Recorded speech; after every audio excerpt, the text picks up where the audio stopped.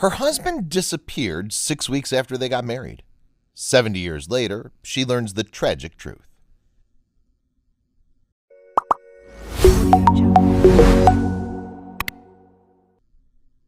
After being apart from him for the good part of 7 decades, devoted wife Peggy Harris finally found out why her husband disappeared all those years ago.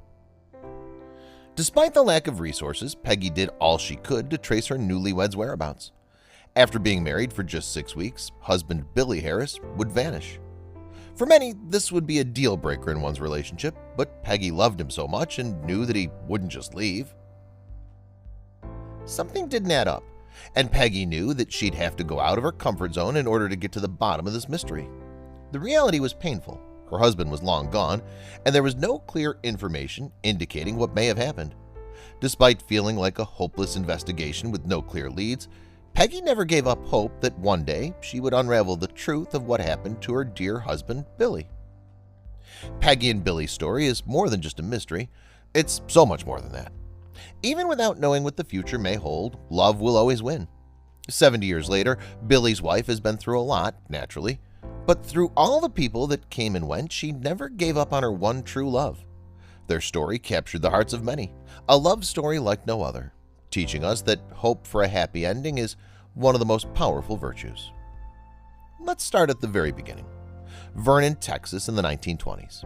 This was the place and era that Peggy Seal grew up in. She was a beautiful 18-year-old and worked at the Atlas, Oklahoma Air Force Base as an electric instrument mechanic.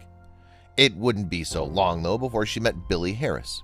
His father was an assistant supervisor at the base, and as soon as he met Peggy, he knew she was the one for his son.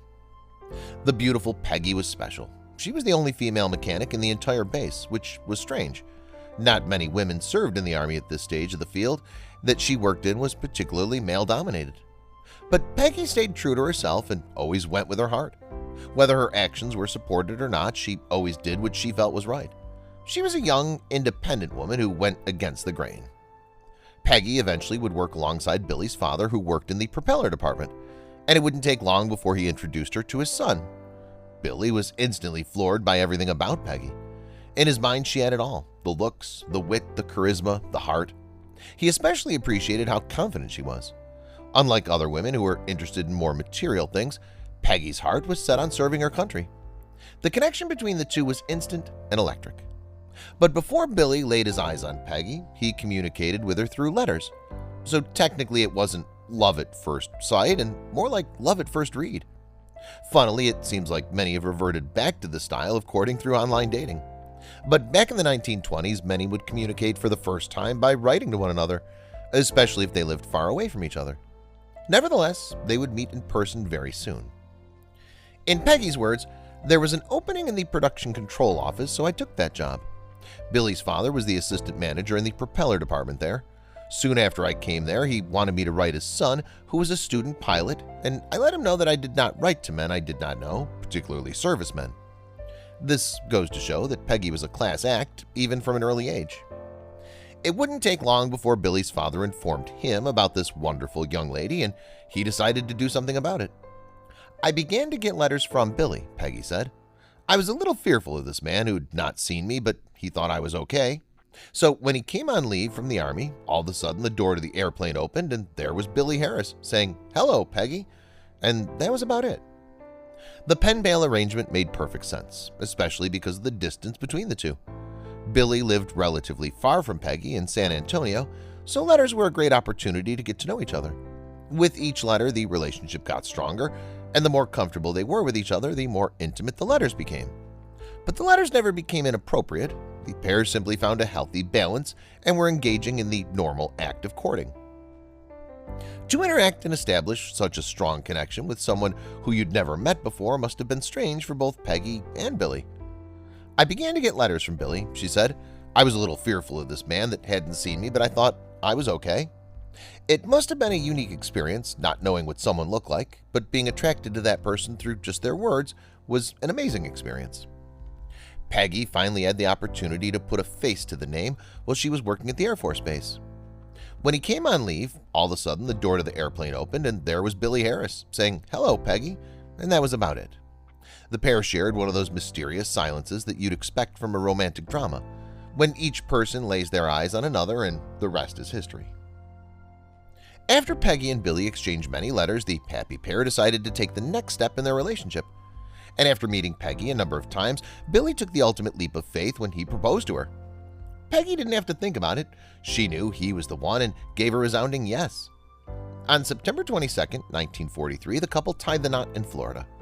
But sadly, the newlyweds could not anticipate what was about to happen. From a financial point of view, Peggy and Billy were in a dire situation. They were so poor that Peggy was forced to use her Vernon High School class ring as a wedding ring. She just didn't have the money for a real ring. However, the financial troubles didn't affect Peggy and Billy's love. As far as they were concerned, they were destined to be together and were proud to call themselves husband and wife. Nothing could change that. However, the financial troubles would run deeper than simply whether they'd be able to afford the luxuries in life or not. For example, ever since Peggy and Billy got married, they were excited to start a family. But this wasn't going to be as simple as they expected because they would need the funds to provide for them and their children. They agreed that Billy would be the one who provided for the family. This was just the start. This would soon be followed by some polarizing news.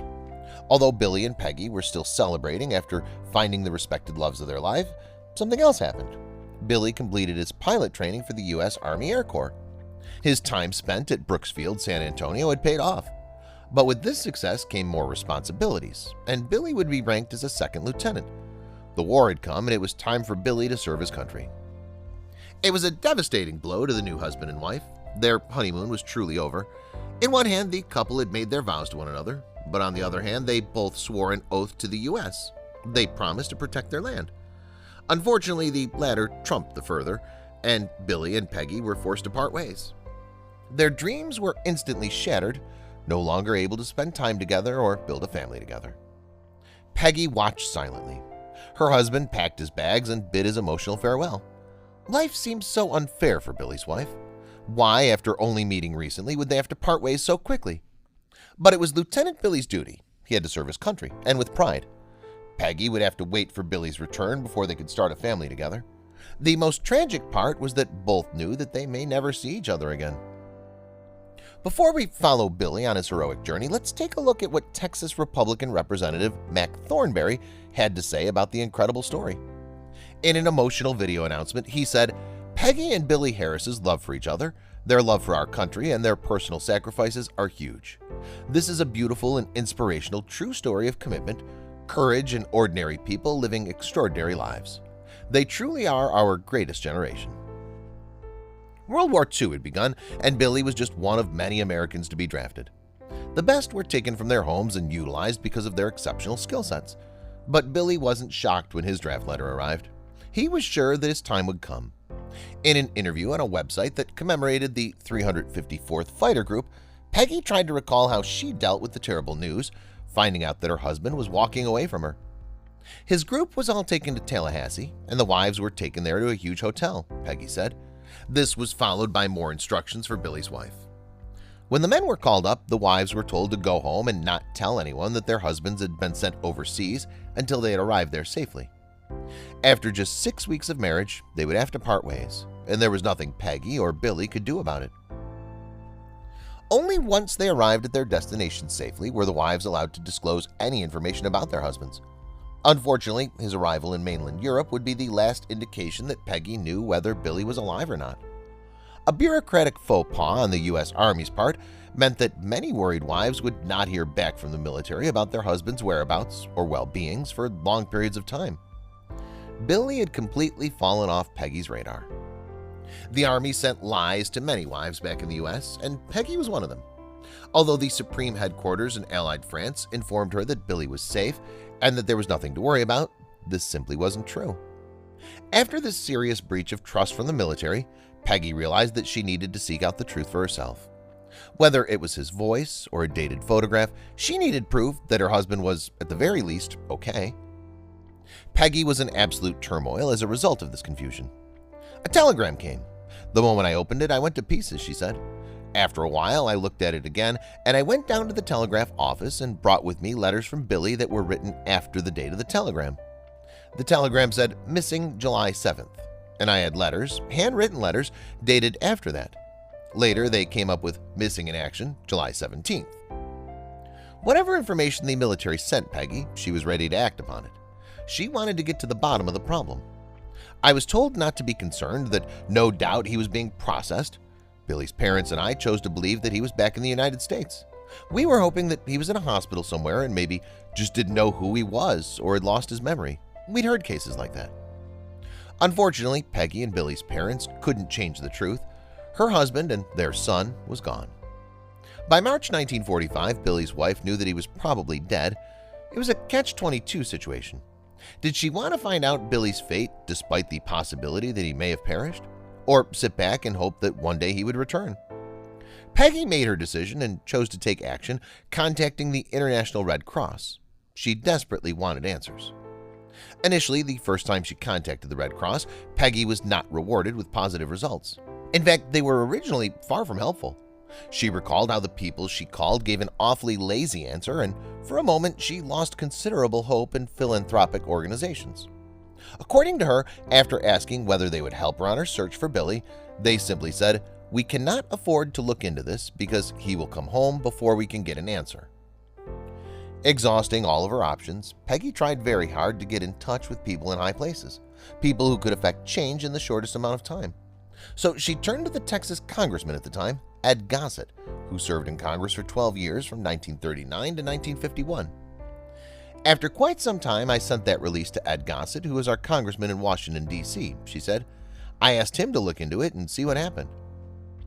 It was a new chapter in her life, and the International Red Cross was an organization that Peggy could eventually trust. Despite the fact that the Red Cross could not make an official search for her husband, Peggy was delighted to receive vital information as a result of the Red Cross's findings. But out of nowhere came some new data that had the potential to unlocking Billy's whereabouts. Was Peggy finally going to know the truth, or would she need to carry on searching? There was still no definitive answer. Peggy received information that was completely contradictory in nature. While one report read that Billy was missing, the other specified that he was found and was already dead. As the years passed by, Peggy never gave up her search. Many poor leads came her way, and she kept bumping into dead ends. It wasn't over for Billy's wife until she saw his body, dead or alive. But it wouldn't be long until her search was over. Fast forward to 2005, and Billy's location and fate were still a mystery. Congressman Thornberry even mentioned Billy in a speech and carelessly declared that he was MIA, missing in action. His speech was ill-informed, as his team of researchers failed to give him accurate information on Billy's situation. Eventually, Thornberry apologized to Peggy for jumping to conclusions in regards to her husband and being so insensitive about an issue that had been going on for over 60 years. But Peggy didn't begrudge Mac for what transpired. On the contrary, she knew that he was also a victim of journalists who were simply using her and Billy's story to attack him. They said, "It's our duty as journalists to expose politicians," she said. "There's nothing more I could do." They were putting this out all over the United States, virtually all over the world. They used me to get at Mac Thornberry, and they got at him illegally. It wasn't right. Despite providing a formal apology for his mishandling of the situation, nothing would change the fact Billy's wife still had no closure. And being so faithful to her husband, she deserved an answer. But amazingly, the truth was staring her straight in the face, in the form of Billy's cousin, Alton Harvey. Many of Billy's family, like Peggy, searched long and hard for many years to bring him back home, but to no avail. But then Harvey came along. After looking through the Department of the Army's database, Harvey discovered something integral to the entire investigation. With this vital information, he had the potential to locate where his relative had been all that time. And Harvey wasn't the only person to use that database to search for Billy. A foreign French woman had been on the record after doing research on the former lieutenant. But what did this mean? Was this an important person in Billy's life? It turns out that the French woman actually inquired about the information only half a year before Harvey began his investigation. This perplexed him. He asked himself, why would someone from France want to learn about a man who hasn't seen his wife in nearly 70 years? This only fueled Harvey's interests, and after many years of an unsolved mystery, it seemed like some big revelations were finally coming his way, and most importantly, to Peggy. The information actually revealed that Billy was posted in the United Kingdom. His job was to fly daily across the English Channel in a P-51 Mustang.